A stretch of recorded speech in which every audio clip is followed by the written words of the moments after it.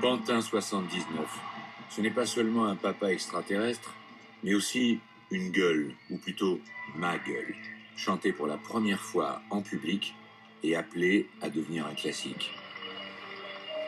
Tandis que 38 ans plus tard, Johnny Hallyday nous livre une nouvelle version de la naissance de cette chanson. Mais n'est-ce pas le propre des grands de toujours vous faire croire à ce qu'ils racontent? J'étais avec Gilles Libaud, toujours.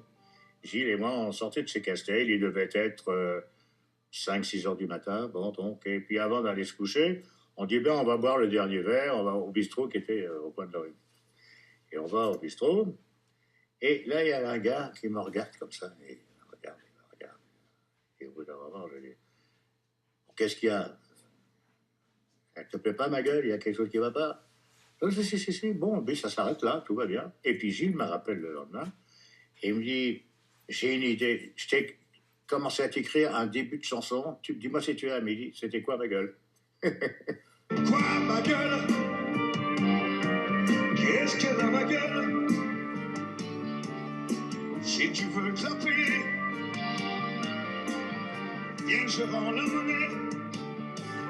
T'as rien dit, tu l'as déjà dit.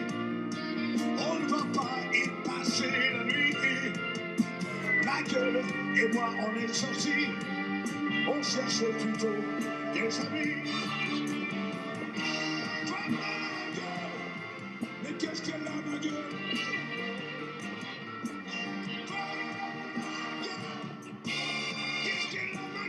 12 mai 1981. Ce n'est pas déjà Johnny qui entre au Panthéon, mais François Mitterrand, que les Français viennent d'élire 2 jours plus tôt.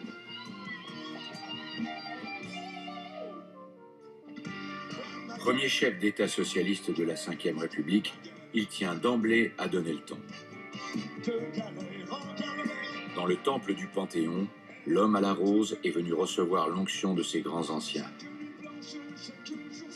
Désireux de graver à son tour dans le marbre une nouvelle table des lois plus généreuse et humaine, avec d'abord la plus symbolique d'entre elles, la mise en rencard d'un vieil instrument barbare. Monsieur le Président, Mesdames, Messieurs les députés, j'ai l'honneur, au nom du gouvernement de la République, de demander à l'Assemblée nationale l'abolition de la peine de mort en France. Dans cette période de changement, nouvelle tête pour Johnny aussi. Fût-ce dans l'univers convenu de la variété télé, quand, entre 2 chansons, il apparaît dans un petit sketch façon série noire, où il rencontre pour la première fois une certaine Nathalie Baye. Salut ma jolie. Entre le rocker et la jeune comédienne intello, du genre à avoir à tous les coups voté Mitterrand, ça va vite flasher. Même si d'abord, ça paraît plutôt froid.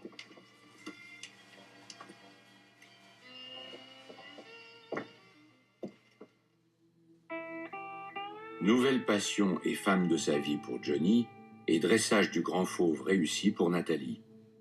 Tandis que 17 ans après la naissance de David, ça recommence à l'identique.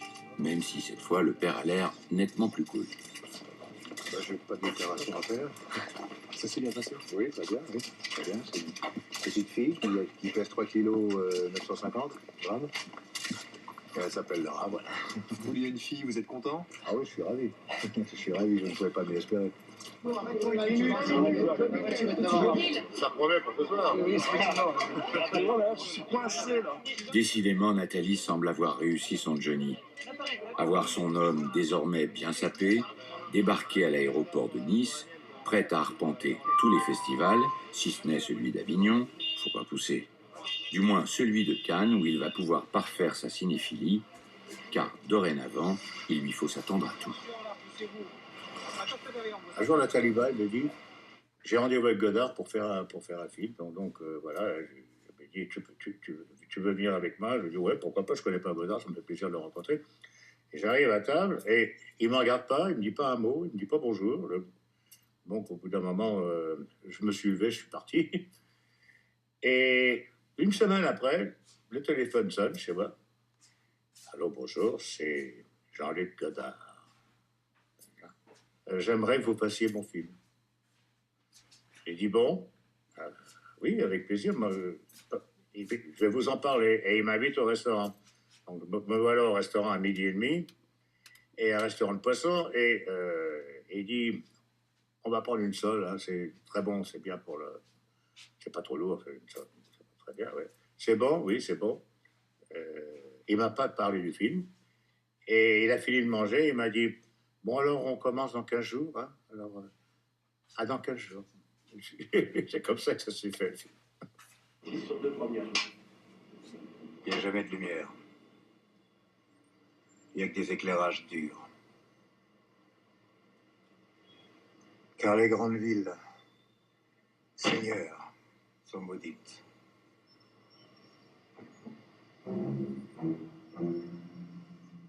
C'est qui ça, Jacques? Un poète qui a cessé d'écrire. C'est bien. Le Seigneur, c'est bien juste de mon terme. Le Seigneur peut être un peu sec, un peu pas implorant. Il est fort, mais pas implorant. Et rageur un peu. Je me suis bien entendu avec lui pendant le tournage. Et qu'il pouvait être très dur avec les acteurs, mais avec moi, je ne sais pas pourquoi, il a toujours été très gentil. C'est drôle la vie, parce que des fois, quand on travaille avec quelqu'un qui est totalement différent de vous, les gens s'imaginent qu'on n'est pas comme ils pensaient qu'on était. Mais bon, finalement, moi, j'ai toujours été ce que je suis, et Godard a toujours été ce qu'il était, quoi. Voilà, c'est comme ça. C'est des choses bizarres de la vie. À peine fini le film de Godard, retour aux fondamentaux, avec un nouveau spectacle coup de poing en ces années 80 où les progrès de l'électronique transforment la scène du zénith en cathédrale de lumière.